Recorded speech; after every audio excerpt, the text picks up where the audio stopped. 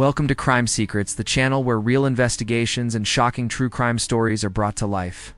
Hi, Emma. Yeah, I love how you do that. It's funny. I have a beautiful life. You ran. You lied.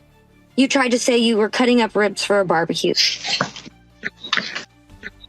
The man had been searching for his son for hours, moving through every familiar space with growing unease as the minutes slipped by. He checked the house room by room, then circled through the yard, calling out into the quiet air. When no answer came, he made his way to the nearby park where local families often gathered, hoping to see even the smallest sign of him. But again, nothing appeared, and the absence felt heavier with each passing moment. By early afternoon, he began walking along the property line behind his home, following instinct more than logic. He called out once more, waiting for any kind of response that might break the silence. That was when something unusual caught his eye: his old utility trailer, the one he almost never used. The lock was hanging crooked, twisted at an odd angle, like it had been forced apart by someone with surprising strength. In addition, we are continuing the investigation here. They've written a warrant to be able to search, and then they will go in with the medical examiner's office and do a forensics exam and be able to make some determinations on what happened here. It was the type of detail that instantly signals that something about the scene is off. He stepped closer, and a faint chemical smell drifted out from the small opening where the door was no longer sealed. The scent was sharp and metallic, almost bitter in the air, and it felt unmistakably out of place. At first, he wondered if someone had been cleaning inside or storing old supplies. But the odor grew stronger as he approached, stinging the eyes and settling in the back of his throat. It was a smell that carried a warning long before the truth became visible. He called his son's name again, louder this time. But the silence that followed only deepened the tension in the air. With one firm pull, the trailer door gave way, swinging open as light poured into the dark, enclosed space. What he saw made him freeze instantly. Something was inside, something wrapped, bundled, and packed into heavy bags that did not belong there. The way they slumped under their own weight made his breath catch, as though his mind sensed the truth before he allowed himself to understand it. He staggered back, gasping as his hand shook while reaching for his phone. The moment felt unreal, and yet the reality of it pressed down with unmistakable force. By the time officers arrived, the chemical smell had become overwhelming, mixing with streaks of a red fluid across the trailer floor. Fox 13's Aaron Cox spoke with those closest to him and shares their story.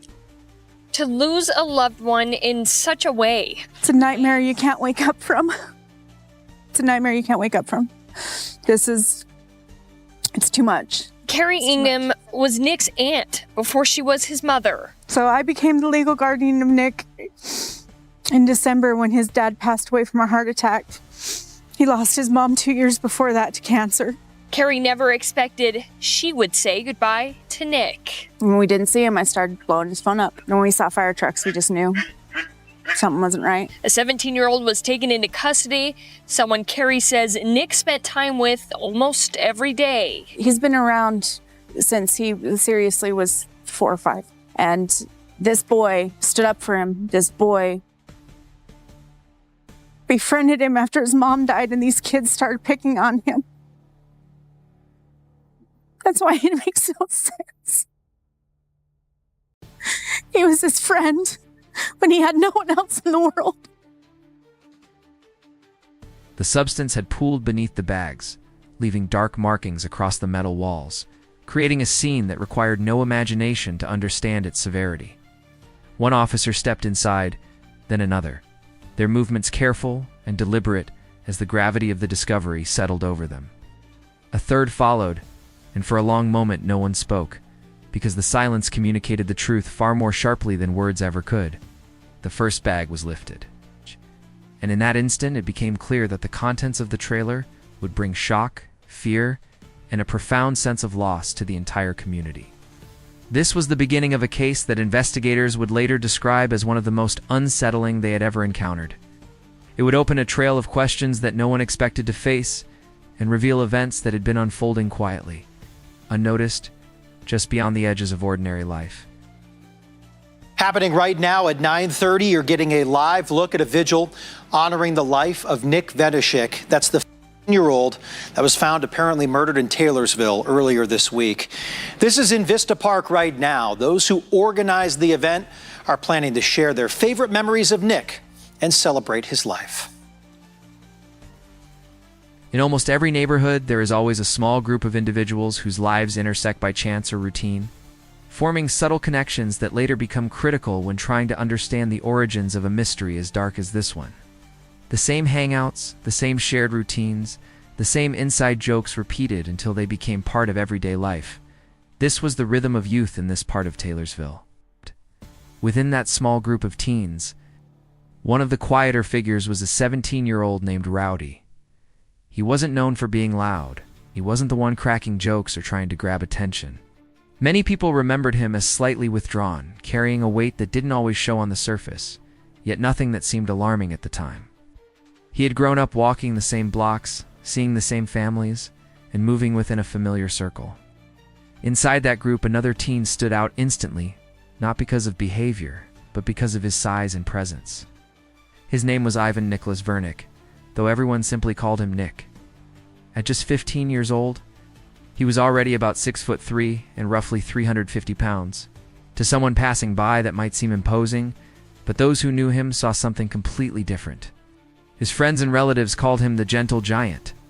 Nick had already experienced more loss before age 16 than many people encounter throughout their entire adult lives. His mother passed away from cancer, followed by the death of an uncle, and then his father suffered a sudden heart attack. 3 close family members gone in under 2 years. Each time the adults around him expected the grief to crush him, to make him distant or angry. Instead, something unexpected happened. Nick became even more protective of the loved ones he still had. He often teased his grandfather, calling him nerd, a small joke that showed the warmth underneath their relationship. In security camera footage, a moment stands out that gives a clear picture of who Nick truly was. When his grandfather stumbled and nearly fell, Nick rushed in with instinctive care, reacting with concern, while repeating exactly what he said in that moment. I mean, he did this with a kitchen knife. That is personal. That is very personal. My brother was a big boy. You tried to clean up the mess. You ran. You lied. You tried to say you were cutting up ribs for a barbecue. The community, his family, other people, I feel like he's a threat to the people that are around him where he's at right now. Scenes like this are both heartwarming and, looking back, deeply emotional. His affection carried into every part of his life. He scooped his aunt into giant bear hugs every Halloween, the kind that made people smile even on difficult days.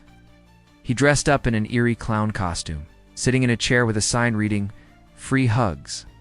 When little kids in the neighborhood became too frightened to approach, he'd pull off the mask, reveal his bright grin, and hand them candy, especially the kids who didn't have much. Nick loved animals. He loved fishing. And he had a habit of making the people around him feel secure, even when his own world felt unstable. So when someone in that friend group reached out and asked him to hang out, Nick didn't hesitate. To him, a friend was always a friend, and he valued every connection he had left. He wanted people around him, and he offered loyalty without second thought. On the morning of May 26th, nothing seemed unusual. Nick woke up in good spirits, still lifted by the joy of a recent trip to Texas where he had visited relatives he cared about deeply, returned home feeling lighter than he had in months. Before leaving the house that day, he wrapped his arms around his aunt in one of his trademark bear hugs, pressing her against his chest. Daughter. He told her he loved her and mentioned that he planned to be home early that afternoon. A home security camera caught the moment Nick stepped through the front door. Ow, guys. His shoulders were loose, his steps steady, and his expression calm as he began what seemed like an ordinary day, one that no one expected would become part of a much larger story. There was no rush in Nick's steps that morning, no visible tension, no fear, and certainly no anger. He looked like a boy simply heading out to meet a friend. The security camera captured him walking down the driveway, passing the edge of the yard, and then slipping out of frame in a calm, ordinary moment. But the hours that followed changed everything. As time passed, his aunt tried calling him, expecting a quick response. She sent text messages too, hoping for even a short reply, but nothing came back. By late afternoon, that quiet concern began turning into something far heavier, a growing knot of dread she couldn't ignore. This behavior didn't match the boy she knew. Nick wasn't someone who disappeared without a word, especially after saying he would be home early. Calls to his phone went straight to voicemail, over and over again. His friends hadn't heard from him. No one in the neighborhood had seen him walking home. It was as if he had stepped out of that camera frame earlier in the day and simply never stepped back into the world people recognized. The possibility that he was truly missing began to settle in with a weight that no one could shake. His family began calling neighbors, asking if anyone had seen him, if anyone knew where he might have gone, or whether he had visited a familiar spot. But as the sun lowered behind the rooftops, a shared realization spread. Nick hadn't just missed a check-in. He was genuinely missing. And during that same window of time, another father in the same neighborhood was experiencing his own growing panic. His teenage son wasn't answering calls either. Texts remained unread. Attempts to locate him anywhere on the property led to more silence. The father searched through the yard, calling into the late afternoon air. He checked the shed, the garage, the usual corners where his son sometimes said he needed space. But everywhere he looked, the results were the same. Nothing. That was when his eyes drifted toward the old utility trailer near the back of the low-tan object that had mostly become a forgotten fixture over time. It wasn't a place anybody visited anymore. Dust gathered there far more often than people. But something about its appearance seemed off. The latch was bent and crooked, the kind of damage that suggested forced entry. He approached with caution, and the closer he moved, the stronger the chemical odor became. It was a harsh, stinging smell, the kind associated with industrial cleaners rather than anything that belonged in the yard. He gripped the door and pulled. When it opened, light spilled into the dim interior, and for a brief moment, his mind struggled to process what he was seeing. Inside the trailer were several heavy bags, slumped under the weight of their contents, arranged in a way that instantly felt wrong. Dark streaks marked the floor beneath them, some chemical, some reddened. None of it matched anything that should have been inside that trailer. The father stood frozen, his thoughts unable to catch up with the reality in front of him. He called for help, his voice shaking, and officers arrived quickly. One stepped inside but retreated almost immediately, lifting his sleeve to block the intense smell. From that first glance, it became clear that this was no longer just a missing person concern. Something far more serious had taken place here. The father, trembling and afraid, told officers the one thing he knew with absolute certainty. "My son is missing." It was a statement that would mark the beginning of a case far more complex than anyone in that neighborhood could have imagined, and it tied both disappearances together long before investigators understood how. When officers entered the trailer and examined the scene, one investigator quietly stepped back and said, "I think that might be him," as the gravity of the moment settled across the team. They worked methodically, documenting the interior, collecting samples, and opening the bags with careful precision. But what they found immediately halted the investigation's initial assumptions. The remains inside did not belong to the son the father had spent the afternoon searching for. Instead, they belonged to someone entirely different, someone whose family, at that very moment, was still calling his phone, hoping he would answer. Someone whose loved ones were still believing he might walk through the door, apologizing for being late. But the truth waiting inside that trailer carried a weight far heavier than any of them were prepared for. The person found was Nick, the gentle boy whose morning had begun with lightness and familiarity. And the boy everyone had assumed was the victim, the boy whose father discovered the trailer was still missing. Investigators now faced a far more complex situation than a single disappearance. The discovery triggered a second wave of urgent concern. They had one confirmed deceased individual, but the whereabouts of the second boy remained entirely unknown.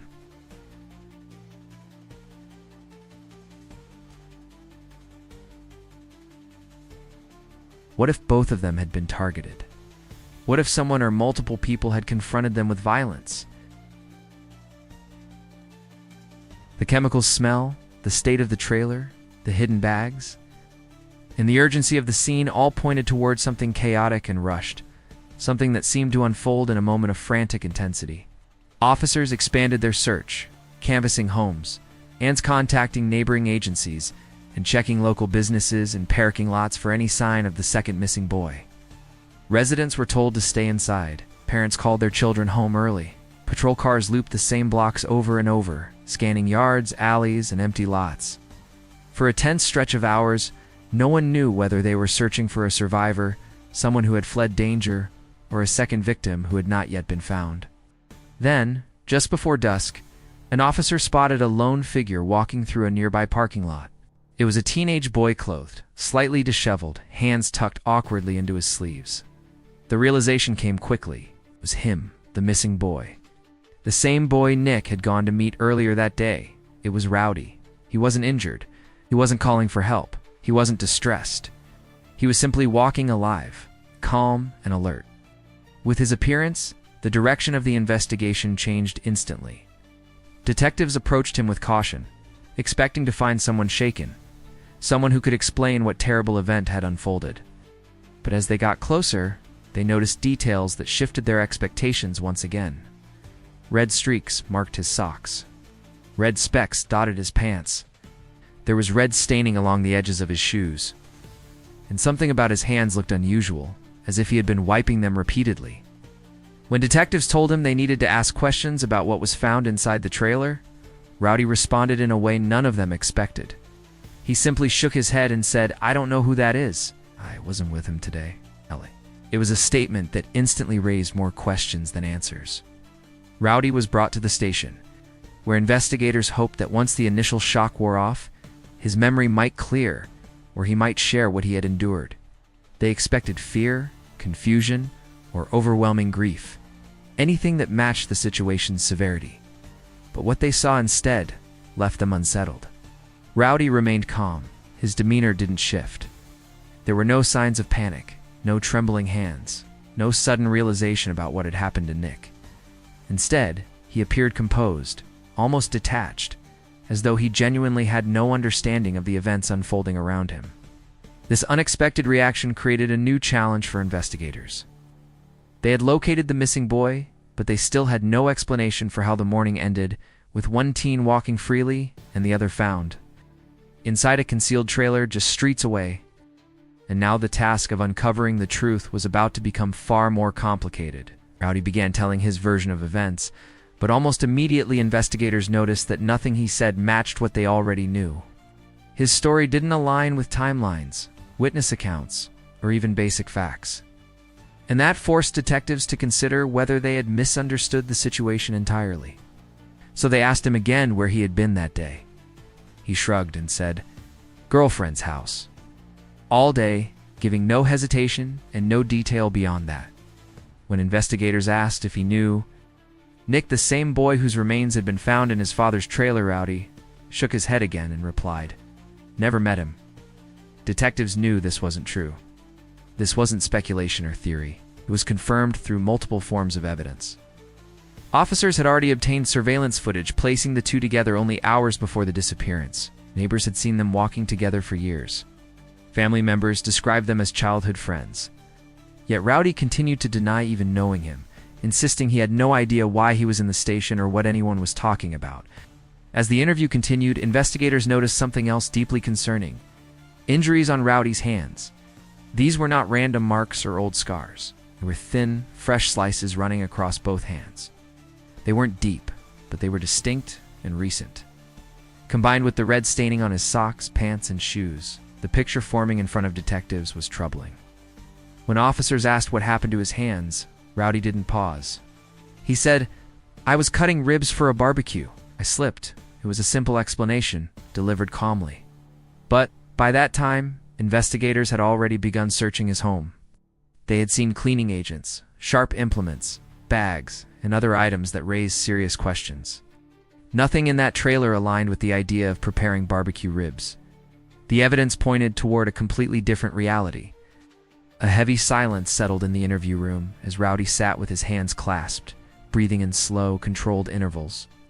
Then, without warning, he stood up abruptly. He lifted his cuffed hands and pulled with startling strength. The metal bracing holding the handcuff chain to the wall snapped free with a sharp clang. Rowdy attempted to leave the interview room as if he could simply walk away from the situation unfolding around him. Officers quickly restrained him, guiding him back into the chair for safety and control.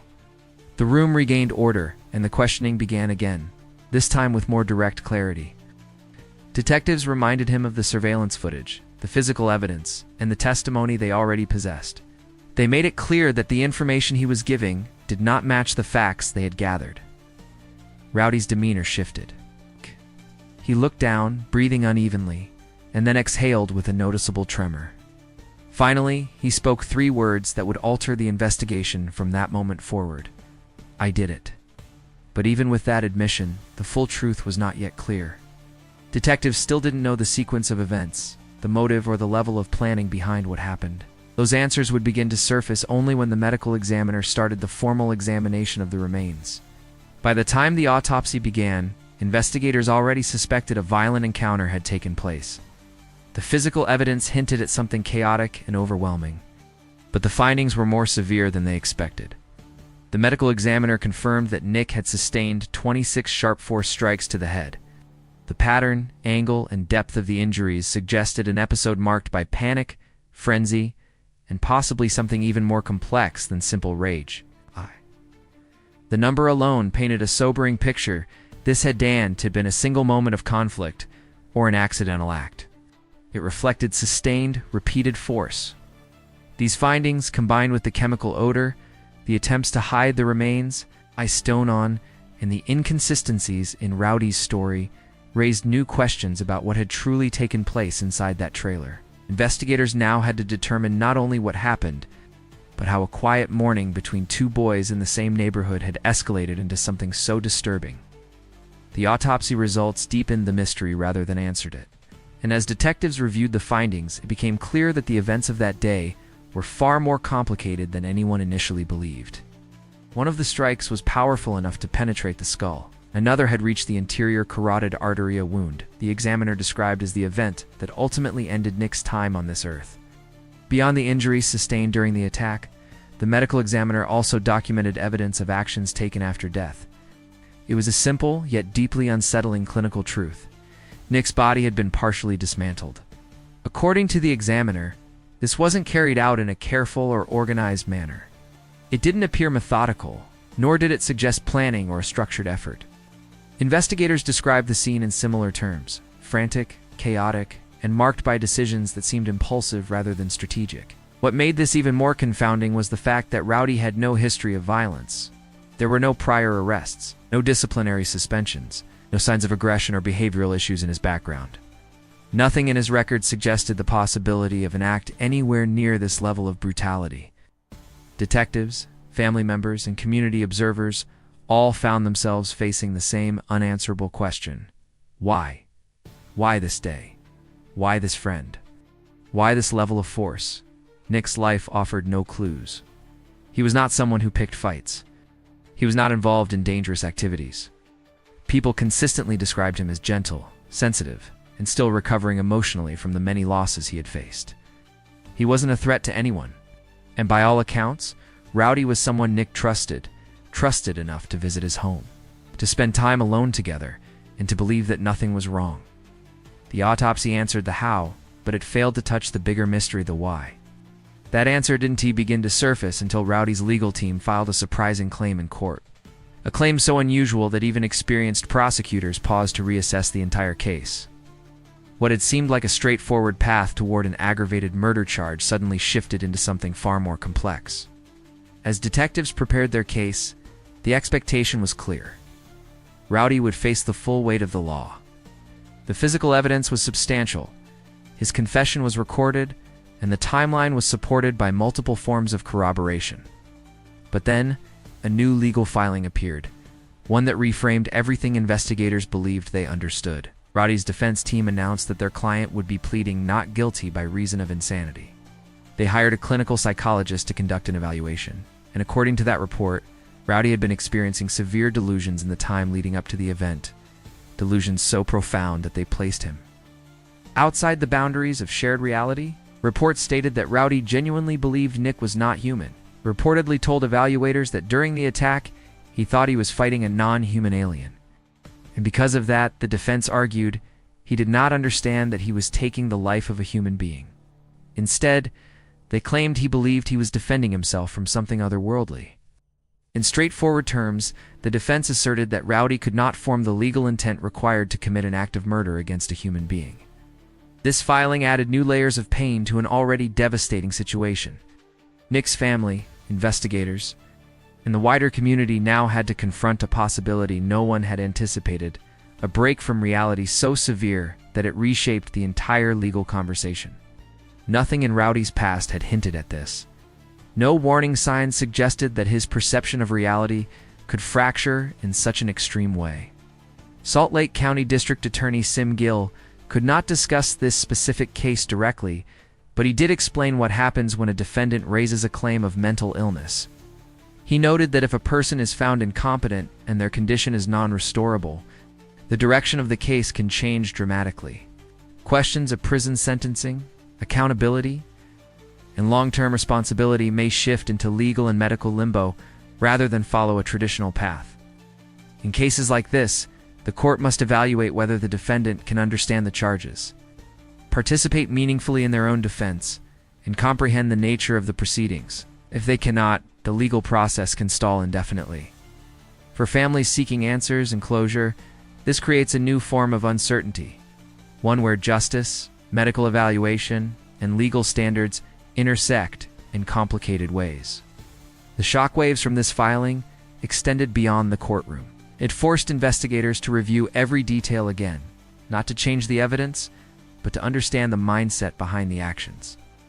It raised questions about sudden psychological breaks, the onset of severe delusions, and how quickly a person's perception of reality can shift. While the filing introduced a new legal path, it did not lessen the tragedy of what had happened.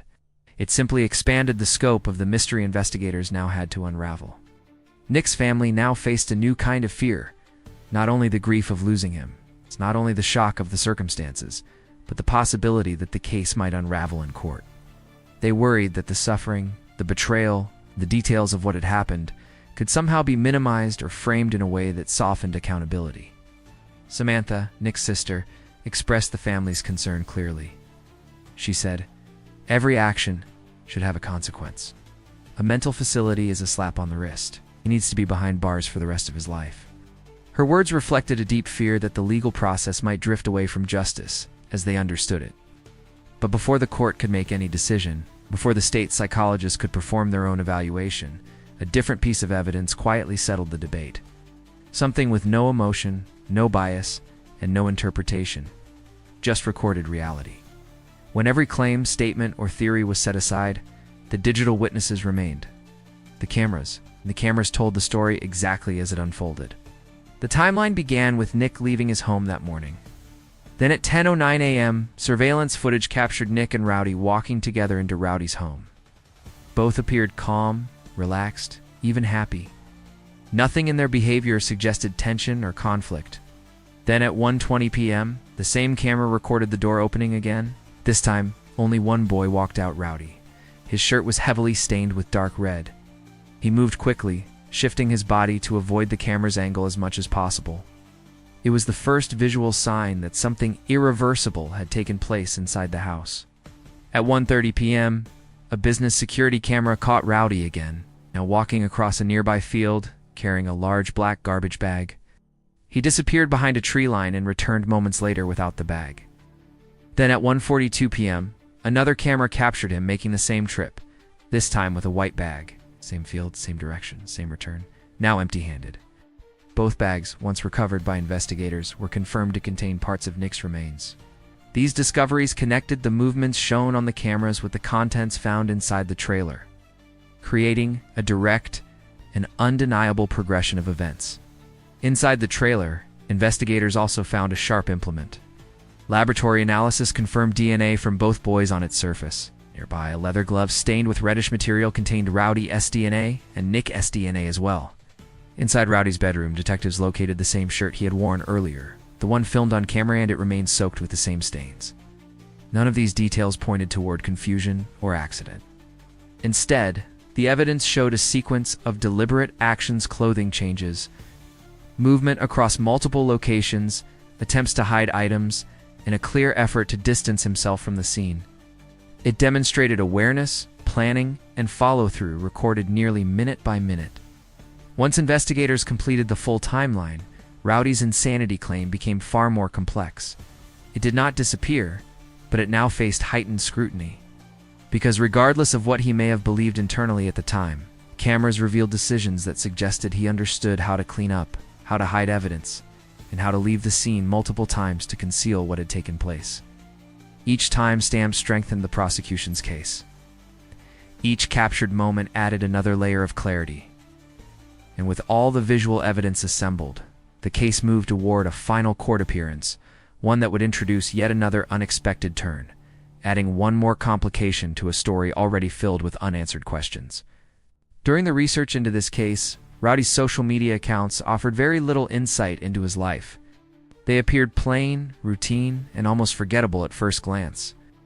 But what stood out were the comments left on those posts after everything had unfolded. Among them, one thread surfaced from a person who claimed she had dated Rowdy years earlier, and her words added a different layer to the timeline. She wrote, "This kid," meaning Rowdy, "was really sweet in early junior high. I dated him when I was in 9th, and he was in 8th. It's so weird to think that I dated someone who drastically changed. Within 1 year of breaking up, I was going to high school and didn't want to do a long-distance relationship. It was always like, I've never gone smoke, because my mom did when she was pregnant with me, and now I have asthma, and I don't want to do substances or drink or ruin my life. So sad I'll probably never see him again. Just sad to see someone I once really had feelings for end up this way." She continued, I mostly feel bad for Nick's family. They lost a very sweet man in their life. I never knew him, but his obituary said that he was very sweet and kind. I can't imagine what they're going through. I want to send lots of love to them. He was a really sweet guy," meaning Rowdy. "He was always super nice, at least to me." Her reflections captured something unexpected, a version of Rowdy that seemed far removed from the events investigated in this case. Suggested that whatever had changed in his behavior might have developed rapidly, possibly within a single year.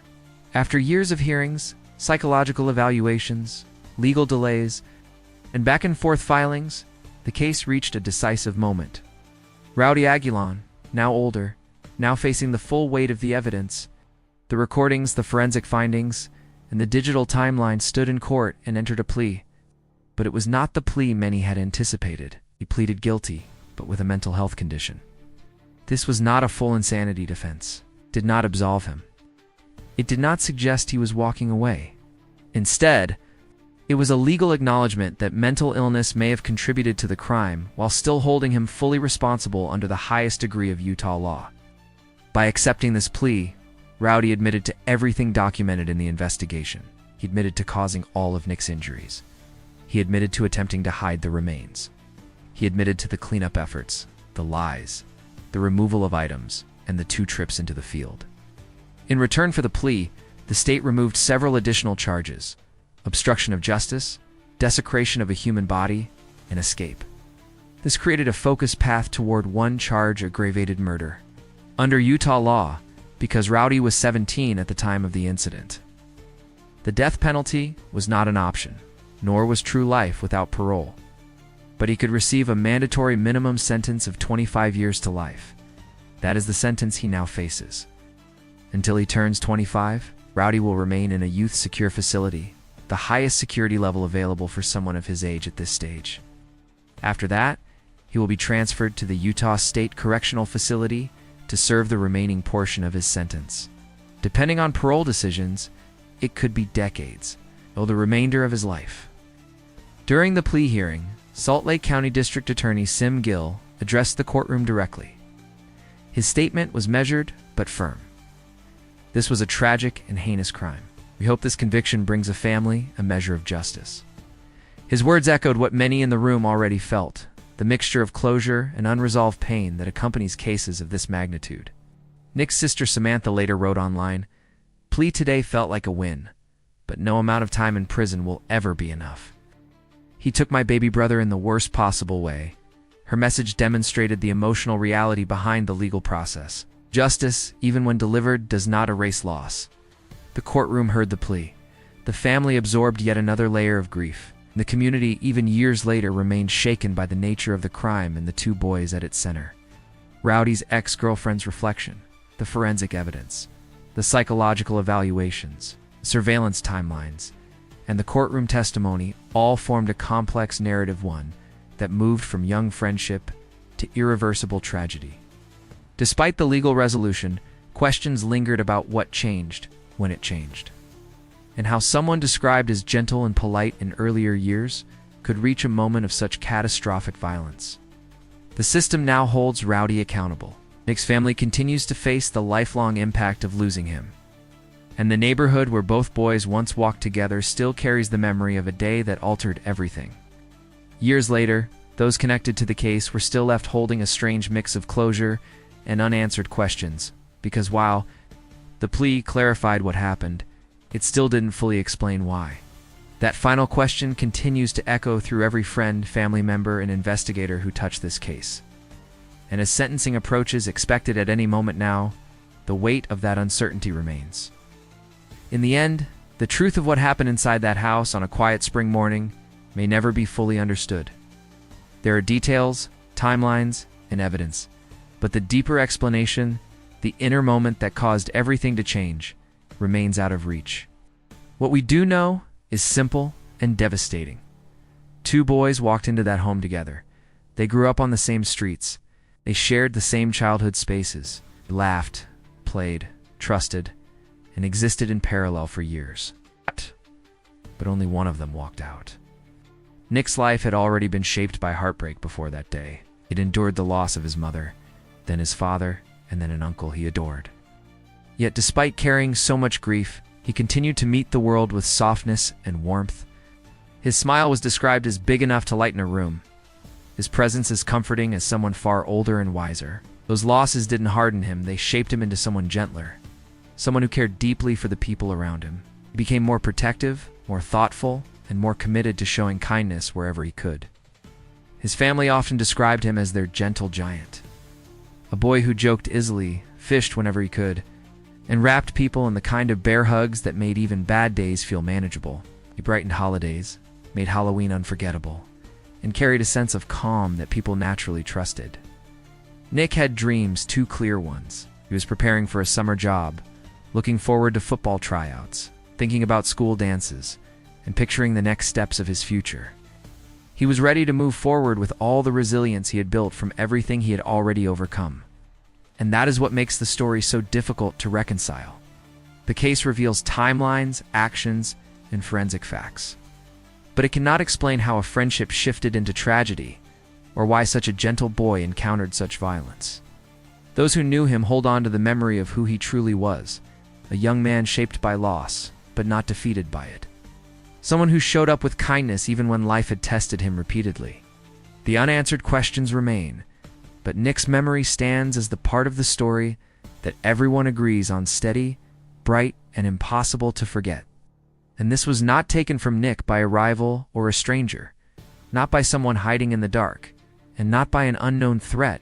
It was taken by someone he considered a friend, someone he trusted enough to walk beside, someone he felt safe around, someone he could never have imagined he needed to fear. That truth remains one of the most painful elements of this case, because trust, once given, is nearly impossible to take back. Today, Nick rests beside his parents, a peaceful and intentional choice made by a family determined to honor who he was, rather than the way his life ended.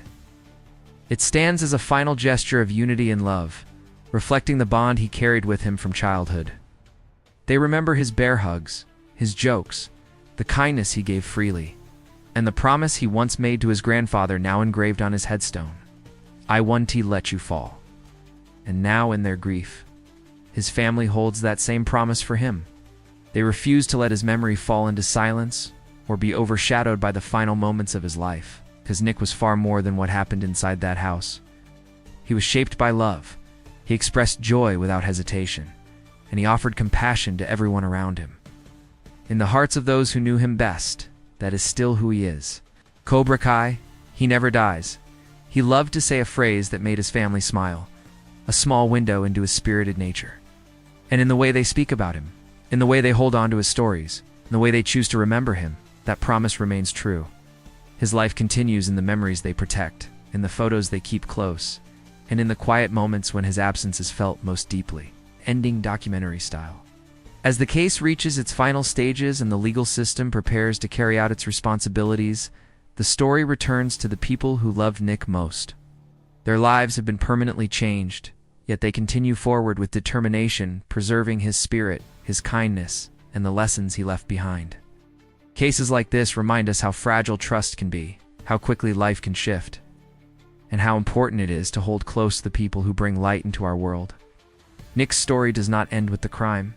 It continues in the resilience of his family, in the compassion shared by his community, and in the memories that keep him present even now. And for those who follow this case, the hope is simple that remembering his life fully and truthfully will honor the young man he was and the future he deserved.